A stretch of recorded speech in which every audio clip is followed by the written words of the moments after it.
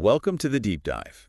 You're here because you want to get past the surface noise, really understand things, and build that knowledge base without feeling totally swamped. That's the goal. So today, we're tackling something I know a lot of people are curious about: intermittent fasting. Specifically, can changing when you eat actually help you live longer? And, maybe more importantly, live healthier? Right, that healthier part is key. We've looked at some, well, pretty compelling scientific research and also some real-world observations. Our mission for this deep dive is pretty straightforward. Figure out if, and maybe how, fasting could be a genuine tool for adding more vibrant years to your life. Exactly. Yeah. And when we talk about longevity, it's easy to just focus on, the number, hitting 90 or 100. Yeah, the big number. But what really matters, I think most of us would agree, is living those years with energy, being active, staying mentally sharp, independent. Healthspan, right. That's the term. Precisely. Health span those quality years. And intermittent fasting has popped up as this, fascinating possibility for potentially extending both. It's not some magic bullet, of course. No magic bullets here. But the science is suggesting it could play a role in maybe slowing down some aspects of aging and lowering the risk for things that really cut into that health span: heart disease, type 2 diabetes, even neurodegenerative issues. Okay, so to really get this, we need to understand the biology first. What's actually happening inside us as time goes by? Yeah, let's look under the hood. Beyond the visible stuff like wrinkles or gray hair, what's happening at a deeper level? What is it? Well, aging is fundamentally a kind of gradual decline in how well our cells and organs function. It's complex, but there are some key biological processes everyone agrees on. Okay. For one, our cells accumulate damage over time. Think oxidative stress, kind of like cellular rust and low-grade inflammation just simmering away. Like the chronic inflammation we hear about. Exactly. Then there's mitochondrial dysfunction. The mitochondria are the power plants in our cells. Making energy. Yep. And they just get less efficient, like an old engine sputtering a bit. We also see a buildup of cellular junk-damaged proteins, worn-out parts that the body doesn't clear away as effectively. So things get clogged up. Sort of, yeah. And finally, something called telomere shortening. Telomeres are like protective caps on the ends of our DNA. They get shorter each time a cell divides, and eventually that can cause problems for the cell. Wow. Okay, so multiple things going on. Multiple things. And here's the really intriguing part.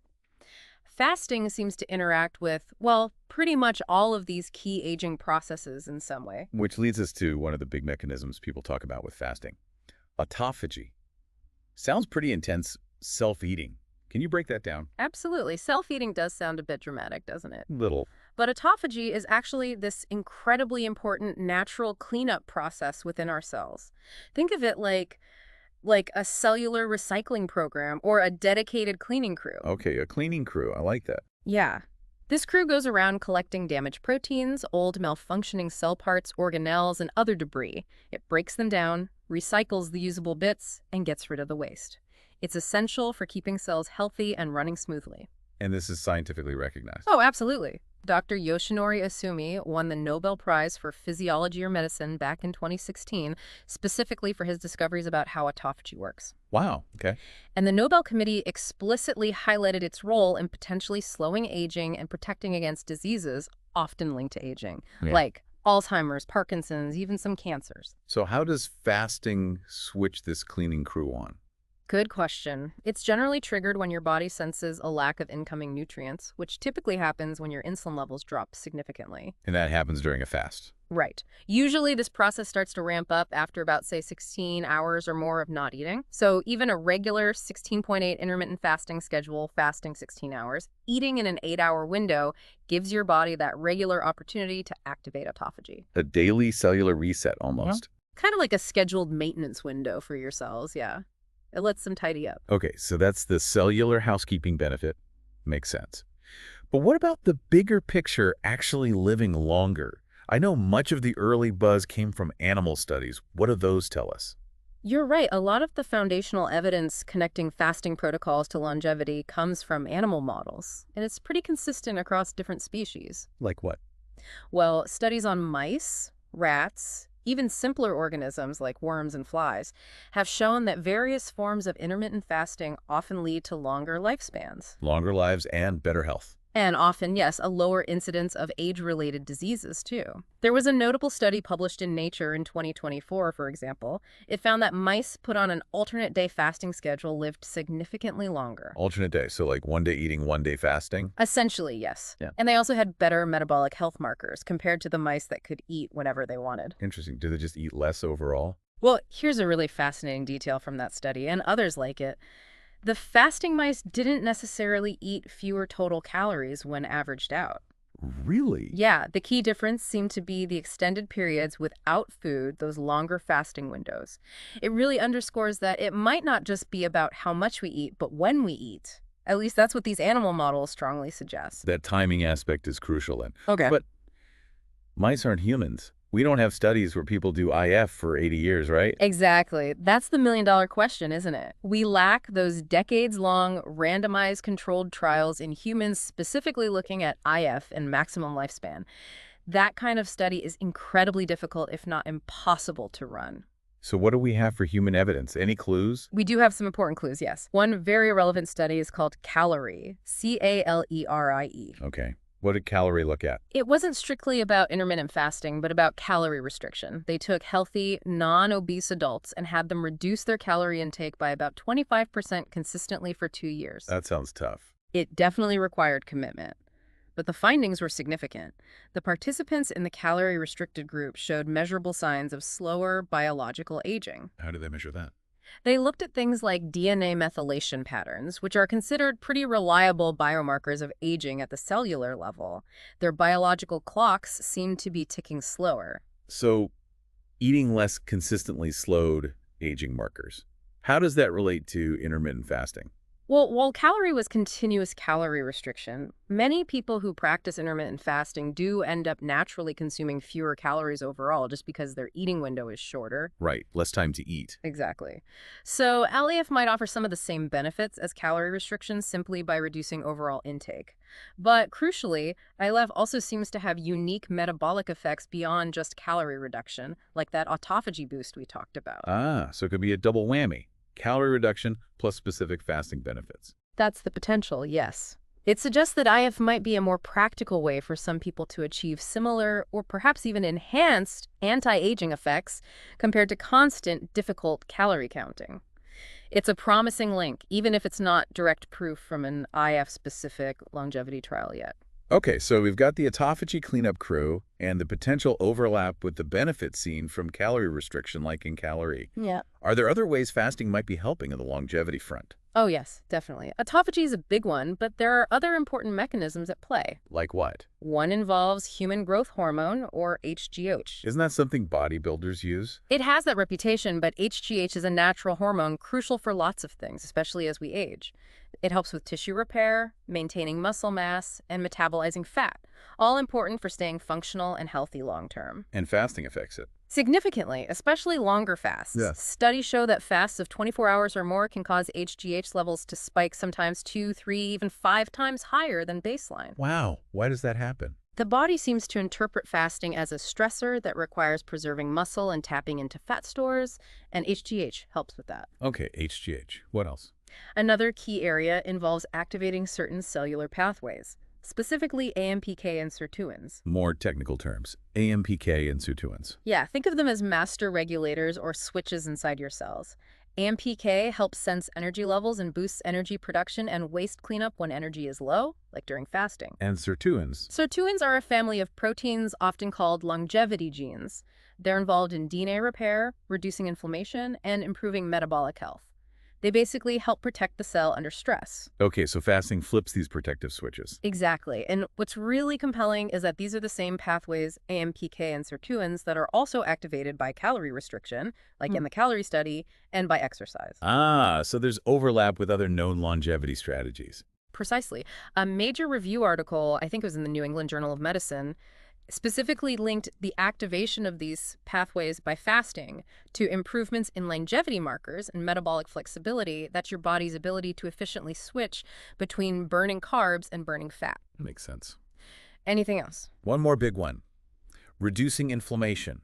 We already mentioned that chronic, low-level inflammation is a major driver of the aging process in many diseases. Right. Fasting has been shown consistently in studies to lower levels of pro-inflammatory markers, like certain cytokines, and also to reduce oxidative stress.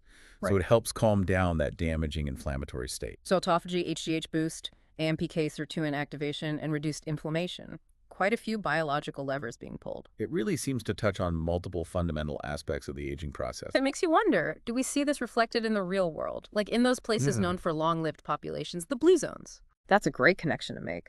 The blue zones, places like Okinawa, Japan, Sardinia, Italy, Ikaria, Greece, are fascinating because they have unusually high numbers of centenarians, people living past 100. Do they practice intermittent fasting as we know it?